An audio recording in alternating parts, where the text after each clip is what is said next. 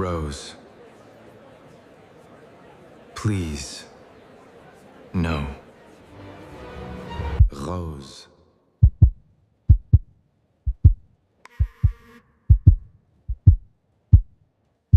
By the time Elliot Voss noticed the call count, Mara had tried him 11 times in 43 minutes. His phone lay face up beside the crystal water glass at table 12, vibrating against white linen, while a room full of donors applauded him for promising a new pediatric wing in his company's name. Above the stage, a giant screen glowed with a smile and a number large enough to make strangers stand on their feet. $40 million. The applause swelled. Elliot turned toward on instinct, one hand lifted in that practice, humble gesture rich men perfected when they needed to look grateful for being admired. Then his phone lit again. Mara. For a second the name meant nothing except annoyance. He had trained himself into that. Years of not answering had turned her into a category instead of a person. Past. Complication. Noise. He pressed the side button under the tablecloth. The room dimmed for the next speaker. Someone at his elbow was still saying, "That was extraordinary, Elliot." But the phone buzzed once more, then stopped. A message came through. Not text. Photo. He almost ignored it, too. Then he saw the image filling his screen. A narrow wrist on white hospital sheets. Skin so pale the blue veins looked painted there. Around it, a hospital bracelet with a barcode and a name. Rose Voss. Under it, in smaller type, emergency contact requested. Father. The rest of the line disappeared under glare from the chandelier. But it didn't matter. Elliot was already standing. Mr. Voss? The hospital foundation chair said, confused. We're about to bring you up for the check presentation. He didn't answer. A second text came. Just 4 words from a number he knew better than his own pulse, and had spent years pretending he didn't. She asked for you. If you ever told yourself there would be time later, you know how dangerous those 4 words can be. Elliot left through the side corridor without his coat.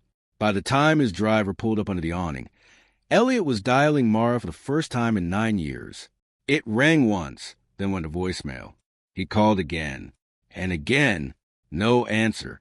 The city outside the tinted glass looked expensive and indifferent. His city, his towers, his hospital wing, his name on foundations and startup incubators, and articles with words like visionary and relentless. He had built an empire out of refusing to look backward. Now, all he could see was a thin wrist with his last name wrapped around it. When he reached St. Catherine's, the emergency entrance was chaos and fluorescent light. Wheelchairs. A little boy crying over a split lip. A woman in scrubs eating crackers over a trash can. No one recognized him, which was either a relief or an insult.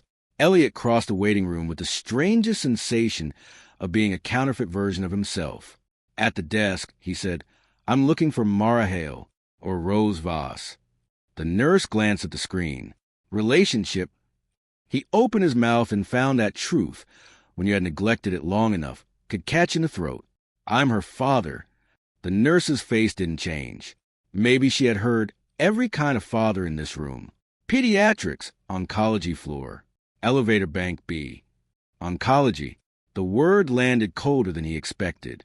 He rode up alone, watching the numbers climb, and all at once he was 28 again in a downtown apartment with exposed brick and a leak in the ceiling above the stove. Mara at the sink in one of his T-shirts, laughing because the landlord had promised for the 3rd time to fix it. They had been so poor they used a roasting pan to catch rainwater, and so happy they named the drip after his venture capitalist. "Listen," she'd said then, pressing a hand to her stomach, where their baby was still the size of a lime. That one was definitely Ted. He had laughed, kissed the back of her neck, and thought with the confidence of stupid men that life only improved in one direction. The elevator opened. Mara was standing at the end of the hallway near a vending machine, arms folded hard across herself like she was holding her ribs in place. For a moment he didn't recognize her either. Not because she looked unwell, but because time had done what time always did. It had taken away the softness that once invited confession and replaced it with something sharper, deliberate, guarded. Her hair was shorter, streaked once at the temple with silver she hadn't bothered to cover. There were hollows beneath her cheekbones. She looked tired in the permanent way of people who had stopped expecting rescue. She looked at him the way someone might look at a building that used to be a home. "You came," she said. There was no warmth in it, no triumph either, just exhaustion. "What happened?" Elliot asked. "What is oncology? Why is she here?" Mara's jaw worked once. "You didn't answer for 3 years when I called on her birthdays. 2 years when I called because you wanted to hear your voice, and then change your mind before voicemail. 6 months ago I called because she found your interviews online and started asking what kind of man gives away hospitals but can't give back one call." She swallowed. "Tonight I called because Rose relapsed." He stared at her. "Relapsed? She had leukemia at 11. We got 3 clean years." Mara looked past him, down the hall to her room he couldn't yet see. "Last week we found out it's back. Aggressive this time." Something in him tried, stupidly, to reach for a solution shaped like money. "We'll move her," he said immediately. "Boston, Zurich, wherever the best protocol is. I'll have my people." "Stop." The word wasn't loud. It didn't have to be. Mara stepped closer, and he saw then that she had been crying recently, but not now. She was beyond the luxury of fresh tears. "She is not a problem you can outspend before morning, Elliot. She has doctors. She has a plan. What she didn't have was a matching medical history from her father, because her father was too busy becoming a headline." He flinched. Not visibly, maybe, but she saw it. "I didn't know she was sick," he said. "No," Mara laughed once, bitterly. "You didn't know a lot of things." He wanted to ask 1,000 questions, but the one that came out first was the ugliest because it had been rotting inside him the longest. "Why did you keep my name on her?" Mara's expression changed. Not softened, something sadder than that. Because it was hers, too. The answer left him with nowhere to hide. She reached into her coat pocket and pulled out a tiny zippered plastic bag, the kind hospitals use for belongings. Inside it was an old infant bracelet, faded pink, the plastic cloudy with age. "I found this tonight when I went home to shower," she said. "I was looking for a phone charger. Rose was born at 2:14 in the morning, screaming like she had somewhere important to be. I thought about throwing this away 100 times. Elliot took the bag from her automatically. The bracelet was absurdly small. On it, in block hospital letters, "Baby girl Hale Voss." His vision blurred before he could stop it. "I called you that night," Mara said quietly. "Do you remember?" He did. He had been in Singapore closing the financing round that changed everything. His phone had rung while he stood behind glass, looking down on a harbor full of lights. Mara, 8 months into a separation fueled by his absence and her fury, and the single sentence he would hate himself for until he died. "How do I know the baby's mine?" He had said it because an investor had mentioned seeing Mara at dinner with a male friend from college. He had said it because he was 32 and newly rich and privately terrified that love made fools of men. He had said it because his own father had left 3 families scattered across 2 states. And somewhere inside, Elliot lived a panic conviction that betrayal arrived before tenderness could settle in. Mara had gone silent on the line then, very calm. "You'll know," she had said, "and by the time you do, I won't need you to." He had told himself for years that she meant she was leaving him out, that she wanted punishment more than partnership. It had been easier than admitting he had handed her the knife. "What did the doctor say?" he asked, his voice rough now. Mara rubbed at her forehead. "There's a trial they want her in if her infection clears. But she'll likely need a transplant. They're testing me. They want family history, blood work, every possible donor route. I'll do whatever they need." She looked at him for a long second, weighing sincerity against timing. Then she nodded toward the room. "Before you promise anything, understand this part. She knows who you are. She's seen enough articles to know your net worth, your foundation work, your smile for cameras. What she doesn't know is why you were gone." Mara's voice thinned. "And I am too tired to lie for you anymore." He deserved that. More than that. "Can I see her?" "She's awake." Mara hesitated. "But don't walk in there trying to become her father in one night. She's too sick for a performance." Elliot stood outside room 614 with his hand on the frame, suddenly afraid in a way no negotiation, no acquisition, no market crash had ever made him afraid. Rose was 16. He knew that from the math, From the occasional school photo Mara had once sent before giving up, from the article he had accidentally seen 2 years earlier when one of his assistants clipped local press for reputation risk, and a science fair winner named Rose Voss had smiled beside a homemade spectroscope. Still, none of that prepared him. She was asleep on her side when he entered, one arm outside the blanket, the current hospital bracelet loose around her wrist because she'd lost weight. Her hair was shorter than in the science fair photo, dark and curling at her jaw. There were freckles across her nose that looked too young for the tubes and monitors around her. On the tray beside the bed sat a paperback on exoplanets and a half-finished orange popsicle melted into a paper cup. His daughter. The word didn't fit cleanly at first. It broke him open on the edges. A nurse adjusted something and nodded at him, assuming permission he hadn't earned. Rose stirred, blinked once, twice, and focused on him. Her eyes were Mara's exact stubborn gray. For a moment, neither of them spoke. Then Rose looked at the chair in the corner, then back at him. "You can sit if you're staying." He sat. Up close, he could see the skepticism working behind her tiredness. Teenagers had a way of looking at adults like badly written stories. She took him in without awe, without gratitude. Thank God for that. "I'm Elliot," he said, and instantly hated himself. One corner of her mouth moved. "I know. You're on the side of a building downtown." He let out a breath that might have been a laugh if it didn't hurt. "Fair." She studied him a little longer. "Mom said you were coming." I didn't believe her. She didn't believe me either. That got the faintest snort from her. Then she winced, hand moving to her ribs. Instinct made him lean forward. "Are you okay?" "I'm fine." The automatic answer of someone who clearly wasn't. She shifted, eyes going to the window. "They tell you what I have?" "Yes." And he knew this terrain in boardrooms, the moment when people waited to see if he would fill silence with nonsense. He had made a career out of confident nonsense dressed as certainty. This time he said, "And I don't know what to say that wouldn't sound stupid." Rose turned back to him, and for the first time there was something like respect in her face. "Good," she said. "Most adults say brave stuff they can't prove." He nodded. "I can prove I'm here. That's a pretty low bar." It was. He accepted it. The next half hour was clumsy in the honest way that mattered. He asked what book she was reading.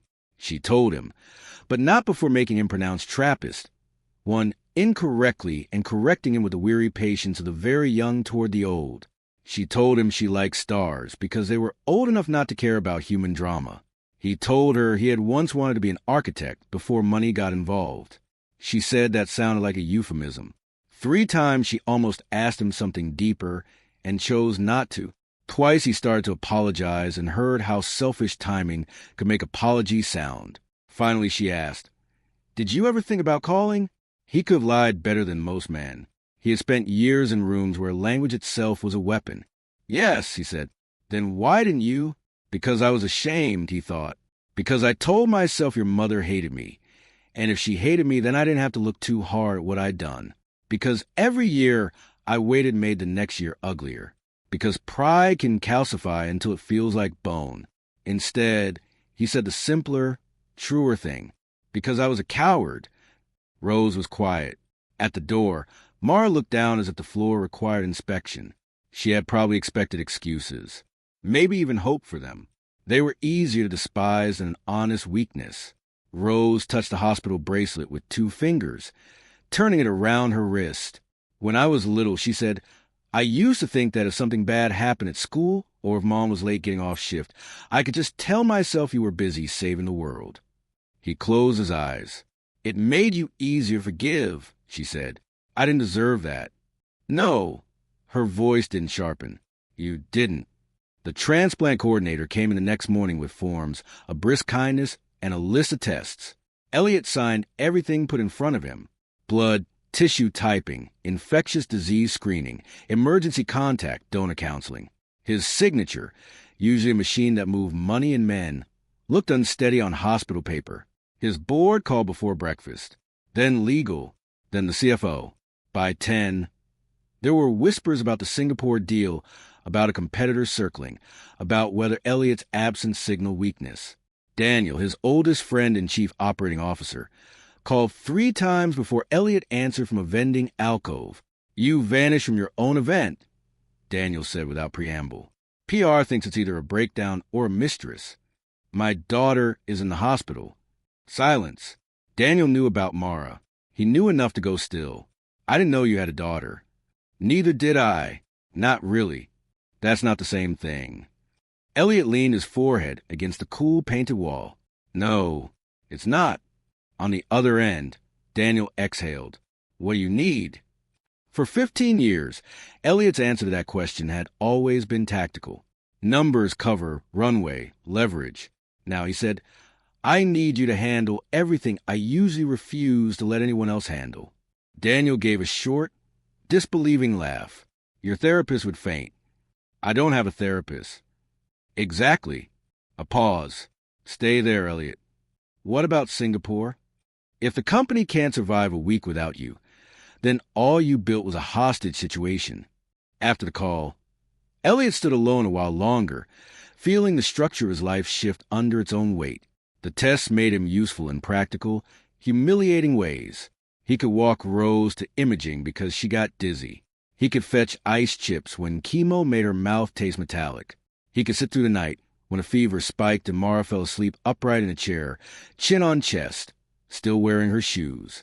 The first time he draped a blanket over Mara, she woke instantly. Don't do tender things when I'm half conscious, she whispered, voice cracked by exhaustion. It confuses the body. He almost apologized. Then he saw the edge of a smile. She was trying not to show and sat down instead. At 3:17 a.m., with monitors softly ticking in the city beyond the window, reduced to a blur of red aircraft lights, Mara finally spoke without looking at him. She used to wait at the window on Thursdays. For me? For no one, Mara said. That was the worst part. She'd tell herself she was watching buses. He pressed his palms together until the knuckles whitened. I called less for me than for her, Mara went on. Then, at 10, she told me to stop. She said if you wanted to know her, you would. She glanced over. I was proud of her for saying it, and I hated that she had to. What did you tell her about me? The truth when I could. The gentler truth when I couldn't. Mara's eyes moved to Rose's sleeping face. I told her you loved things poorly when you were afraid of losing them. He almost laughed at the mercy of that.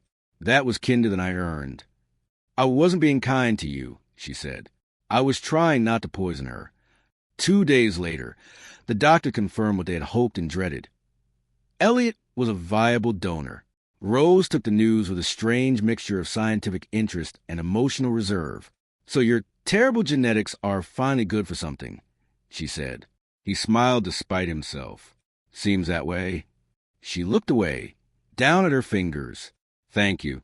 The words were small. Careful. Of course, he said. That's not what I meant. She swallowed. I mean for showing up before they made official. He felt that one lodge under the ribs. Preparation for the transplant stretched time oddly. There were consults, risks explained, signatures, medication changes. There were ordinary conversations in between that mattered more than any ceremony could have. Rose explaining the difference between astronomy and astrology with aggressive disdain. Mara rolling her eyes when Elliot tried to solve everything with a phone call. Elliot learning that Rose hated bananas, loved old black and white movies, and wrote her thoughts in the Notes app because paper felt too permanent. One afternoon, when Mara went downstairs to argue with insurance for the 3rd time, Rose asked, Did you love my mom? He turned from the window. Yes. Then how did you make a life when not calling felt easier? Children asked questions adults spent fortunes avoiding. He sat back down. Because by the time I realized how badly I'd hurt her, I'd also built a whole identity around never needing forgiveness. He kept his voice steady. And that identity was worth less than I thought. I just didn't understand that until it cost me you. Rose picked at the edge of her blanket. Mom says people don't become different in one day. She's right. Do you want to become different? The question was so sincere it hurt more than accusation. Yes, he said, even if nobody rewards me for it. She looked at him for a long moment, then nodded once as if filing the answer away for future testing. The donation day arrived under a hard blue sky, the kind of cheerful weather hospitals seemed to take personally. Elliot changed into a gown that tied badly in the back and lay on a narrow bed, while a nurse explained the procedure in a voice too bright to object to. Before they wheeled him out, Rose came in wearing a mask and fuzzy socks with planets on them. She held something in her hand. You let him have it. When this works, she amended, I want you to come to something boring. Not a hospital thing. Not some huge redemption moment. Just, I have this astronomy club presentation in the fall. If I'm not dead.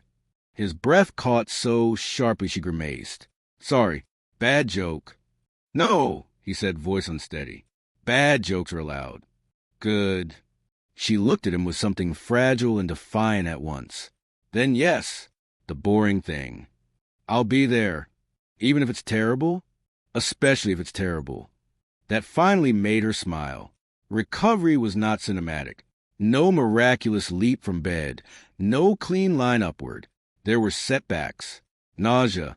A fever that sent Mara into the bathroom to cry where Rose couldn't hear. A day when Rose refused to see Elliot because she was angry at her body, and he happened to be available to punish. Another when Elliot snapped a resident over a delay and later apologized with more sincerity than he'd used in most boardrooms. Life, in other words, continued being real, but gradually the numbers improved, then held, then improved again. One evening, weeks after the transplant, Elliot arrived with soup from a deli Rose liked and found Mara at the window, smiling at something on Rose's phone. What? He asked. Rose didn't look up. I'm showing Mom the article about your company's stock dropping because investors think you've gone soft. He set the soup down. Savage. It recovered, she said. Unfortunately. Mara glanced at him. Daniel sent a statement. Mr. Voss has chosen to be where leadership matters most. Elliot groaned. That sounds insufferable. It sounds like somebody finally wrote about you like a human being. Mara said. They shared a look then, not romantic, not simple, but soft than the hallway had been. The kind of look built by surviving the same fire from different rooms. Months later, on the first cold night of October, Rose stood on the roof of her school observatory annex in a navy coat, pointing a laser pen at Orion, while 20 exhausted parents pretended to understand celestial coordinates. Elliot was there in the back beside Mara, holding a paper cup of coffee he had no intention of drinking. Rose's presentation was, as promised, a little boring, also brilliant. Halfway through, she stumbled on a sentence, rolled her eyes at herself, and kept going. Elliot felt absurdly proud of the stumble. It was proof of breath, of future, of a life returning to ordinary embarrassment. When it ended, the polite applause scattered into real clapping as she stepped down from the little platform, cheeks pink from a wind. She walked straight past 3 teachers and a cluster of students and stopped in front of him. Well, she asked. He pretended to consider. Needs more drama. She laughed. You're impossible. Working on it. After the crowd thinned, Mara went downstairs to help fold chairs, leaving them alone under a clean black sky. Rose leaned against the railing. I still don't know what to call you. He looked out over the city, all those windows lit with strangers trying and failing and trying again. You don't have to decide that tonight. Mom says that's a wise answer. I'm trying one of those every decade now. She was quiet for a while, then very softly. I don't think I can just skip to forgiveness. You shouldn't. But I don't want to skip to nothing either. He turned to her. Rose reached into her pocket and pulled out the old infant bracelet. The plastic had been cleaned, but age still lived in it. She placed it in his hand and closed his fingers around it. You can keep it now, she said. He couldn't speak. She looked up at the stars instead of at him when she added, just answer next time, okay? Elliot nodded once, because anything more would have broken the moment open. His phone rang the following Tuesday while he was in a meeting he could once have mistaken for important. The name on the screen made every suited man at the table disappear. Rose. He answered before the first ring finished. Hey, she said. He could hear hallway noise behind her. Lockers, maybe. Laughter, life. This is not an emergency. So, don't do the terrified breathing. He laughed, hand over his eyes. I just wanted to know, she said, if you're free Thursday. Mom's late shift, and I need help building a model for planetary transit. Also, I was told you wanted boring. I'm free, he said. There was a tiny pause, and in it, he felt the shape of a new world being assembled from pieces he did not deserve but meant to protect. Okay, Rose said. See you then. The line clicked off. Elliot stayed very still in the glass conference room while the city burned gold beyond him, in his wallet, where business cards and private club tags used to live. The hospital bracelet rested behind a photo booth strip Mara had texted him last week of Rose making a face at the camera. $40 million bought him a wing with his name on it. One answered phone call bought him a chance to hear his daughter say, see you then. He had finally learned which one made a man rich. Would you have given him that second chance?